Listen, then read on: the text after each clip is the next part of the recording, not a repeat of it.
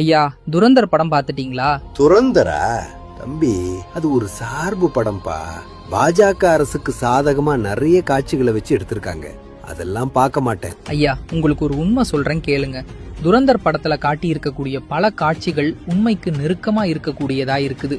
2004 முதல் 2014 வரை காங்கிரஸ் ஆட்சி காலகட்டத்தில இந்தியாவுடைய தேசிய பாதுகாப்பு எப்படி திட்டமிட்டு பலவீனப்படுத்தப்பட்டது அப்படிங்கறதையும், நிழல் உலக தாதாக்களுடன் அப்போதைய ஆட்சியாளர்களுக்கு இருந்த ரகசிய தொடர்புகள், மும்பை தாக்குதல் மற்றும் தொடர் ரயில் குண்டு வெடிப்புகள் போன்ற பயங்கரவாத செயல்களை தடுக்க தவறிய காங்கிரஸ் அரசின் மெத்தனத்தை தெல்ல தெளிவா காட்டியிருக்கு துரந்தர் படம். அதே போல 2014ஆம் ஆண்டிற்கு பிறகு பிரதமர் மோடியின் தலைமையில் ஒரு புதிய பாரதம் உருவாச்சு. சர்ஜிக்கல் ஸ்ட்ரைக், பாலாகோட் தாக்குதல், 370வது சட்டப்பிரிவு நீக்கம் மற்றும் பயங்கரவாத நிதியை முடக்கிய பண மதிப்பிழப்பு மற்றும் பயங்கரவாதிகளை ஒடுக்கும் திட்டங்கள் என இந்தியாவை பல மடங்கு பலப்படுத்துச்சு. இந்த உண்மையை தான் துரந்தர் படத்துல காட்டியிருக்காங்க.